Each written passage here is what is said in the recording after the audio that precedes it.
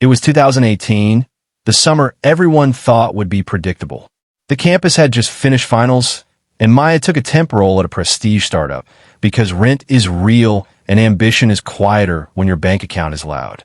She wore the same chipped coffee mug on her desk for 3 months, and she kept her head down because there was value in doing the work, not in shouting that you did it. The office smelled like new furniture and recycled authority. The VP, a white man everyone called Carter, liked hiring people who fit the room. Fit meant certain shoes, certain jokes, a mirror image of his own comfort. Maya didn't fit the room on paper, so she was the person who fixed things people assumed were not at her lane. The big launch was the thing that separated rumor from revenue. Carter had hyped it for months. Investor calls, glossy decks, late night, smoke and mirrors optimism. The demo was everything. If the demo ate it, the stock wouldn't just cough, it would flatline. 2 hours before live, the integration failed. The dashboard showed zeros where numbers should have been. The API calls were choking like a throat after a scream. Panic moved like a draft through the room. People who were experts in PowerPoint were suddenly not experts in the one thing that mattered. They called the external consultants who'd been hired for their brand names. They stood around, fingers in hair, repeating acronyms like mantras. Carter paced. Someone suggested rescheduling. Carter barked no. The press was booked. The investors were dialed. The optics were already baked into talking points. Everyone agreed that we don't have a plan B.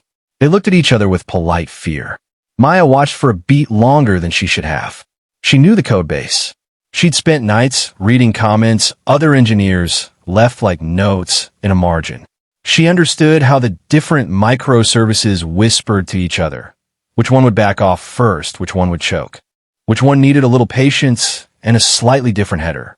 She raised her hand like a small, contained weather event. "Let me try a local rollback and swap the staging key," she said. Her voice was steady, not loud, not asking for permission. Carter turned, and his face tightened in the way people's faces do when they need to decide whether they're confirming a stereotype or not. "Not your job," he said. The company's culture folded into the sentence. Somebody snickered because that's cheaper than empathy. She didn't argue. She moved. Fingers a little shaky, heart exactly aligned with competence. She tapped the keys, pulled logs, traced traces. A junior dev hovered nearby, unsure whether to help or retreat to the safe theater of status. Maya guided them. Bring the backup node up, patch the header, throttle the burst. The room was a soft noise field of disbelief and technical details. 10 minutes later, the dashboard blinked alive. Numbers filled in. The API stopped coughing. The applause was delayed. It arrived like a polite ripple, then a wave as the press confirmed the feed. Carter stared at the screen and at Maya. He'd watched her from buffet lines, seen her carrying lunch trays to the brain trust, and never seen the person who kept the ship afloat. He had hired who looked right and not who fixed wrong. Pride is a blind map. It routes you away from people you don't expect to navigate. After the panic, there was a quiet corridor moment. Carter found her by the back printer, the machine that eats toner and dignity in equal measure. He didn't have to speak for a beat. The silence was its own accusation. Then he said something he thought sounded reasonable. "Good save. But this is a tech job. We need to align on roles next time." She looked at him without the need to soften. "Roles aren't walls," she said. "They're guidelines for help. I fixed the problem because it needed fixing." There was the distillation of a career built on proving her right in rooms that needed it. No flourish, no demand for applause. A statement like a mirror put down in his path. Reflect. Carter tried apology, then explanation. He clicked through charm like a broken remote. "I didn't see it," he admitted, not for humility so much as for recalculation. The gears of his decision-making had been nudged. It wasn't an instant conversion. Humans aren't version-controlled that way. But the seed of doubt was planted, and seeds under pressure can be effective. What changed was not a dramatic firing of people or confessions broadcast like contrition to trending feeds. Change looked like small operational adjustments. Carter started literally asking teams what the ops people knew. He created a rotating tech review slot in leadership meetings to hear from folks who were not on the marketing schedule. The company published a blog post about aligning talent strategy with actual capabilities, corporate speak for "we're trying not to be stupid about people anymore." Some people rolled their eyes. Many watched and waited to see if the behavior matched the words. Maya kept showing up. She didn't want accolades written in press releases. She wanted a space where competence met opportunity. She took on more responsibility, not because she sought validation, but because systems change when reliable people keep engaging the friction. The junior dev who'd hovered beside her was given mentorship, then visibility.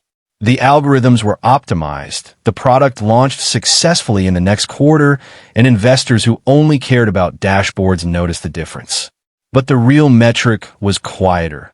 Teams started asking the question, who are we not listening to? In the months that followed, Carter would be caught in moments where his old assumptions surfaced, a slip in an offhand joke, a scheduling choice that favored familiarity, and then he would catch himself. It was messy and human. This is the truth about prejudice. It's not always a headline act. More often, it's an old habit, a shortcut in a brain wired to prioritize what feels comfortable. The remedy is not performative guilt. It's deliberate habit reconfiguration. New policies, yes, but also the small, sometimes awkward habit of listening first. The final scene is not him prostrating. It's him in a meeting, handing a speaking slot to someone who'd never had it. And for once his face is not the one that fills the frame. Maya watches, not with triumph, but with the steady satisfaction of someone who did the work. The moral is not martyrdom. It's clarity. Prejudice makes you stupid because it narrows your field of vision to a mirror that excludes actual assets. Seeing differently is an operational advantage, and dignity is the economy you don't want to short. When the camera pulls back, the office looks the same. People stand, drink coffee, make plans. But the architecture of decisions has shifted ever so slightly because one person's competence was allowed to meet the need. And that's the point. Fairness isn't a slogan. It's a productivity tool, a sanity policy, an ethical profit center. You change systems not by shouting, but by being right repeatedly until being right is the new normal.